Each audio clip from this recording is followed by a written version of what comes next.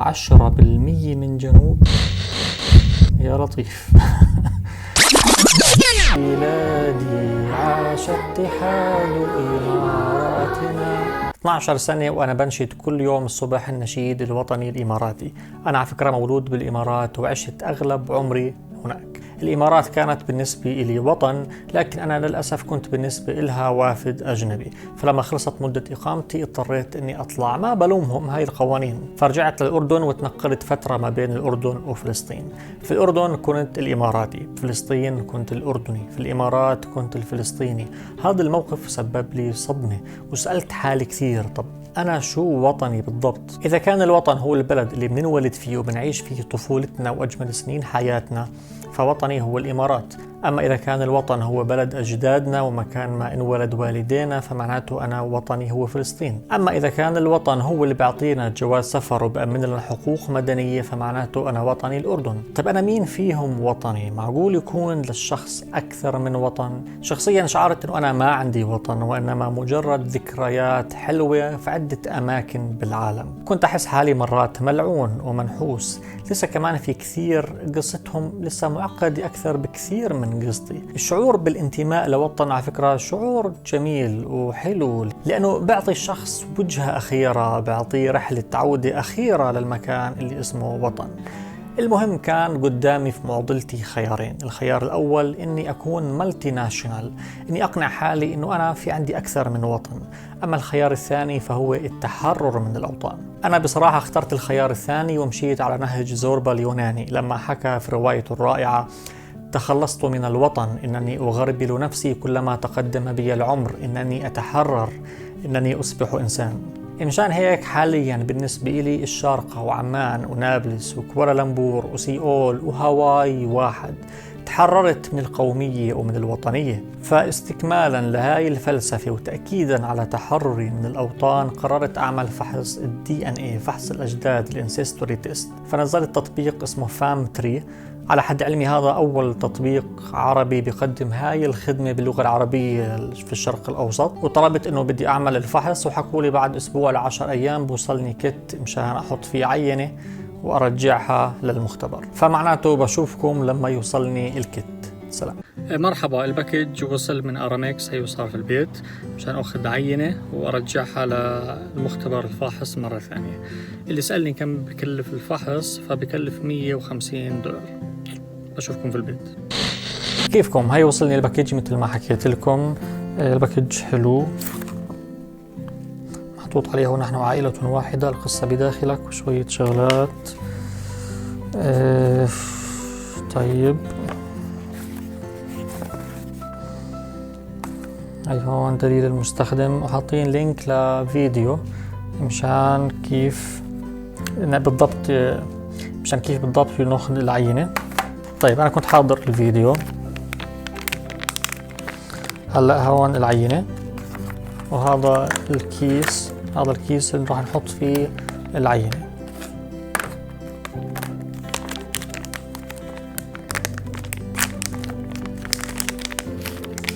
هلا هاي المفروض أدخلها بتمي وأعمل مسح على خدي من جوا لمدة 45 ل 60 ثانية.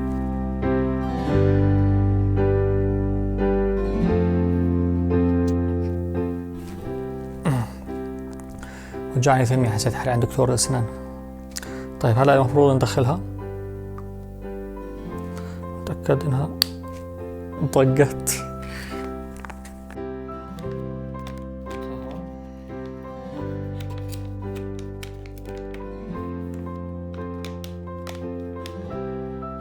هاي العينة المسحة اللي أخذتها من خدي المفروض تعطيني معلومات عن أجدادي ومن وين اجينا. خليكم معي بعد ما أرجع الباكج. راح أعطيكم معلومات علمية غريبة عن الفحص وعن DNA. طيب أنا بعت العينة بالبريد، وهسه خليكم معي مشان أحكي لكم شوية معلومات عن فحص DNA وكيف إنه هذا الفحص أثبت وجود آدم وحواء. لكن بالأول ما تنسوا تشتركوا بقناة الفهرس مشان تعرفوا أفضل الكتب والأفلام والأغاني. شو يعني فحص DNA؟ جسمنا بيحوي خليط جيني من مليارات المعلومات اللي ورثناها من آبائنا وأمهاتنا، واللي بتشكل كل جزء من شخصيتنا. كل جيل ورث هاي المعلومات من الجيل اللي قبله واللي قبله واللي قبله، وهيك لبداية ما نشأ نوعنا الهومو سابينز اللي هم الإنسان العاقل إحنا.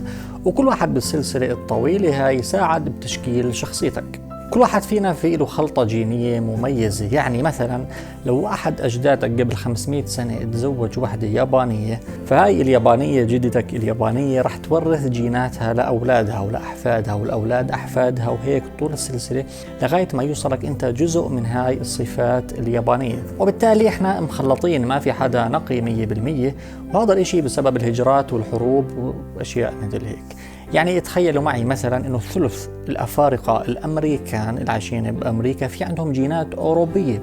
لكن المعلومه الصادمه اكثر انه رغم هذا التنوع الرهيب بين البشر، الا انه بتجتمع كل جيناتنا بشخص واحد اسمه ادم الجيني، وبتجتمع كمان بحواء الجينيه، اي انه احنا جميعنا من نسل ادم ومن نسل حواء. العلم هيك بيحكي. لكن اللي لازم تعرفوه انه ادم وحواء الجينيين في علم البيولوجيا مختلف تماما عن ادم وحواء بقصة الخلق في التوراة وفي القرآن. ادم الجيني عاش قبل من 200 ل 300 الف سنة بافريقيا، واحنا كلنا بنكون احفاده. ادم الجيني بيختلف عن ادم بقصة الخلق انه شخصيته والفترة اللي عاش فيها بتختلف وبتتغير بحسب الاكتشافات والفحوصات اللي بعملوها. يعني مع اكتشاف مجموعات عرقية جديدة فرح يصير في عنا آدم جديد أقدم من آدم المعرف حاليا، ومع انقراض مجموعات عرقية فآدم الجديد رح يتقدم بالزمن. مثلا للتوضيح، سنة 2013 اكتشفوا العلماء مجموعة عرقية جديدة، لقيوا شخص بيحمل جينات جديدة ما كانوا يعرفوها، وبالتالي هذا الشخص اللي بيحمل هاي الجينات طلع مش من نسل آدم اللي كانوا معرفينه. هذا الاشي خلى العلماء يعرفوا آدم جديد بمجموعات جينية منوعة أكثر وبعمر أقدم من آدم الحالي أو اللي كانوا يعرفوه وقتها. يعني طلع في شخص عاش قبل آدم اللي كان يعرفوا عنه، بضم جيناتنا، بضم جينات آدم، وبضم كمان الجينات الجديدة اللي اكتشفوها. هذا الشخص صار آدم الجديد. غير هيك كمان فآدم الجيني ما كان عايش لحاله، كان عايش في مجتمع مع ناس، وكان في ناس كثير عايشين بالكرة الأرضية. ولما كان عايش آدمنا في المجتمع تبعه وكان له هو ومجتمعه والناس اللي عايشين بالكرة الأرضية، كان في لهم قبلهم بعشرات آلاف السنوات كان في لهم آدم خاص فيهم. وكمان نفس الحكي بينطبق على حواء. يعني معلومة غريبة، يعني احتمال بعد عشرات آلاف السنوات تكون انت آدم أو تكوني انت حواء. ومعلومة كمان، آدم وحواء الجينيين مش شرط يكونوا أو ما كانوا عايشين مع بعض أصلا بنفس الفترة الزمنية، كان في بيناتهم عشرات آلاف السنوات.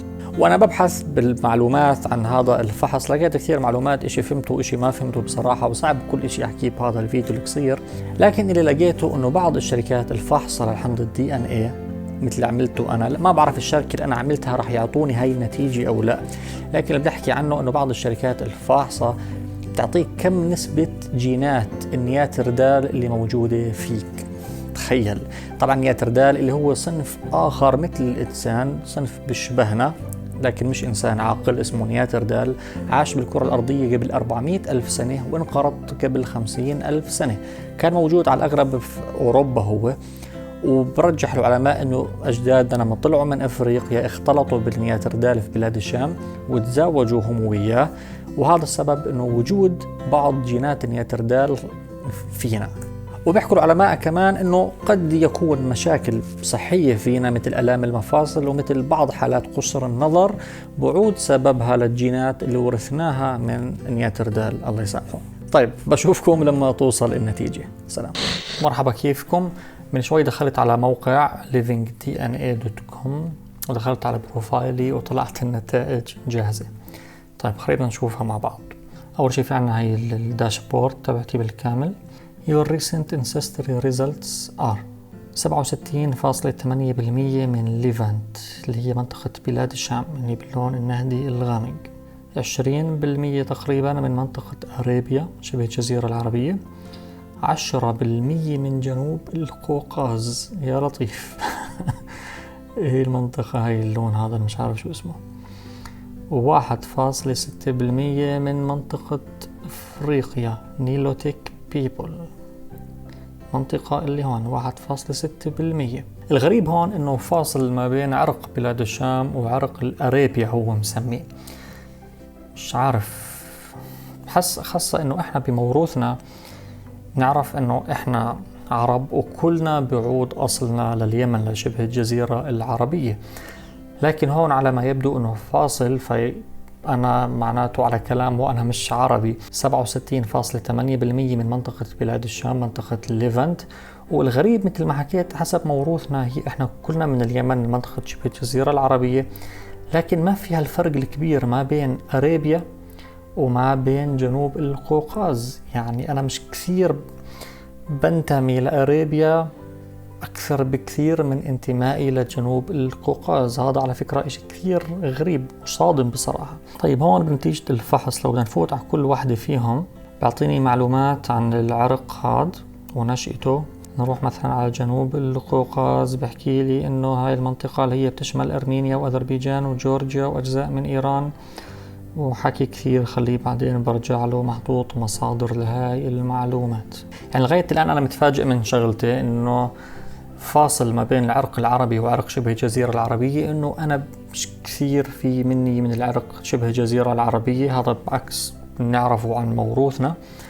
المعلومة الثانية 10% اللي هي مش قليلة على فكرة، اللي هي من جنوب القوقاز، اللي هي المنطقة شرق تركيا.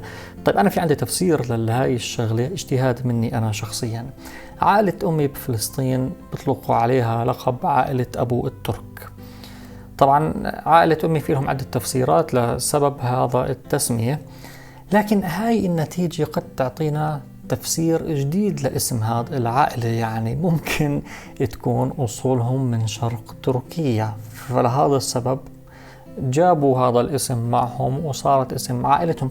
قد تكون، ما بعرف. طب في كمان شغلة بدي أحكيها، إنه شركات الفحص بتفحص DNA، فكل ما كثر عدد الفحوصات وعدد العينات اللي بتجيهم فهذا بيخليهم يعطوا نتائج بدقة كثير أعلى. فأنا قبل ما أشوف نتيجتي شفت نتيجة لواحد بريطاني. في بريطانيا على ما يبدو في عندهم ملايين النتائج وملايين الفحوصات، فبالتالي دقة النتيجة كانت للمدينة. كانوا يحكوا له أنت في عندك جينات من المدينة هاي أكثر من المدينة هاي. لكن إحنا في المنطقة العربية لأنه مش كثير منتشرة إنه الواحد يعمل فحص DNA مثل هيك، فالنتائج مش كثير دقيقة. لكن الإشي كويس بهذا الموقع أو بهاي الشركة إنه النتائج بتتحدث أوتوماتيكلي. كل ما هم حدثوا قاعدة البيانات تاعتهم صار في عندهم نتائج أكثر. يعني بعد 5 سنوات أنا لو دخلت على الموقع أشوف النتيجة تبعتي قد تكون مختلفة وبدقة أعلى لأنه صار في عندهم نتائج أكثر. طيب خلينا نروح على عنوان ثاني، الماتيرنال انسيستري. هاي هون بتعطينا الخط الزمني للأمهات من حواء الجينية اللي كانت هون بشرق أفريقيا قبل حكينا 200 ألف سنة تقريبا، وبعدين هجرة هاي الجينات وتوزعها على مجموعات بأفريقيا، بعدين فاتوا منطقة بلاد الشام قبل 60 ألف سنة مثل ما حكينا واختلطوا بالنياتردال إذا بتتذكروا، وبعدين توزعت لمجموعات أخرى مع مرور الزمن. الغريب هون وبرجعني برضو كمان لنفس النقطة اللي حكيت عنها، اللي هي ليش أنا في عندي قد يكون ليش عندي 10% من جنوب القوقاز، إنه مجموعة DNA الأمومي اللي موجودة عندي هي مجموعتها HV اللي هي من جنوب أوروبا. فحاطين هون معلومات عن نشأة هاي المجموعة العرقية، معلومات كثير كيف نشأوا وين راحوا وين أجوا، طبعا مصادر علمية. طيب العنوان الثالث اللي هو الباترنال انسيستري، اللي هو نفس الاشي، خط زمن الهجرة للجينات الذكورية من آدم الجيني اللي كان هون قبل 200 ل 300 ألف سنة، وانتشاره في العالم القديم مثل ما انتم شايفين. الفاميلي ماتشنج، انه لو في حدا عمل الفحص قبلك وفي صلة قرابة شو ما كانت بينك وبينه، هون بتلاقي انه رابطين بروفايلك ببروفايله وبيحكوا لك هل بتحب نعرفك عليه ام لا. طيب انا هيك خلصت من فحص الاصول، مثل ما شفتوا نتائج صادمة. انا طلعت مش عربي، طلعت من الليفانت مش من اريبيا حسب المجموعات العرقية اللي هون. الفحص الثاني اللي بيعملوه هو الويل بينج، الصحة. هي شغلة كثير مهمة ومفيدة، لأنه في البعض ممكن يحكي طب ماشي أنت هي عرفت أصولك لكن شو استفدت؟ الإشي المفيد حقا اللي هو الفحص الطبي. الموقع بنفس العينة اللي انت بعت لهم إياها كمان بيعملوا تحليل للاحتياج الغذائي بناء على الحمض النووي تبعك. يعني التطبيق أو هذا الموقع راح يعطيك المكونات الغذائية اللي بيحتاجها جسمك مشان توصل لنظام غذائي بناسبك 100%، وكمان بيعطيك نظام الحمية الصحيح اللي بناسب طبيعة جسمك مشان تسمن أو تضعف أو توصل لنتيجة اللي بدك إياها. فمثل ما شايفين هون في كثير فحوصات بعملها الموقع، لأنه على ما يبدو أنه إحنا طبيعة جسمنا من جسم لجسم تختلف عمليات الأيض، وبتختلف كمان طبيعة امتصاصنا لفيتامينات معينة وكمدخلات وكمخرجات كمان. فهاي كلها النتائج اللي بتعملها الفحوصات، لكن لازم تدفعوا مبلغ زيادة كأنه $50 مشان يعملوا الفحص الطبي بالكامل. في فيتامين د، سي، بي 12، اي، اوميجا 30، لاكتوز، مش عارف ايش. وهون في عندنا الاشي المتعلق بالفتنس. طبعا انا عملوا لي بس فحصين مجانا اللي هم قدرة امتصاص جسمي لفيتامين دي مثل ما شايفين ريجولر، والفتنس الماكسيموم سترينث. لو بدنا نروح هون على الماكسيموم سترينث، لو بدنا نيجي هون مثل ما انتم شايفين ايمن you may have increased maximum strength and power performance. هاي شغله كويسه. طيب فهون بعطوني نصائح كيف اتدرب بناء على جسمي كيف. حاطين نتائج وحاطين فحوصات كثير حلوه ومعلومات كثير مفيده. طيب بناء على اللي شفناه مع بعض بنفهم انه تشكيلة الجينات اللي شكلت شخصيتي واللي شكلت شخصيتك او شكلت شخصيتك، هاي الجينات اقدم من كل الانظمة السياسية واقدم من كل الحدود الوهمية واقدم حتى من الاديان. رحلة شخصية كل واحد فينا بدأت مع اول هومو سابيان وقف على رجليه بظهر مستقيم قبل مئات الاف السنوات. كل الحدود السياسية اللي بنشوفها على الخريطة مش موجودة داخلنا. كل واحد فينا عالم متكامل شاركت اعراق من كل العالم بصناعته. الوطن مش حدود وأعلام ونشيد وطني، الوطن هو المكان اللي بتحس حالك مبسوط فيه، هو المكان اللي بتحس حالك فيه إنك حر من كل إشي بشدك للأرض، حر من كل إشي بيقسم الإنسان لإحنا وإنتو، إنك تكسر كل الألواح، إنك تحطم كل الأصنام مثل نيتشه والنبي إبراهيم. بيحكي إدوارد سعيد في كتابه بسيرته الذاتية خارج المكان: أرى نفسي كتلة من التيارات المتدفقة، أؤثر هذه الفكرة عن نفسي على فكرة الذات الصلدة، وهي الهوية التي يعلق عليها الكثيرون أهمية كبيرة. إنني أؤثر ألا أكون سويا تماما وأن أظل خارج المكان. سلام.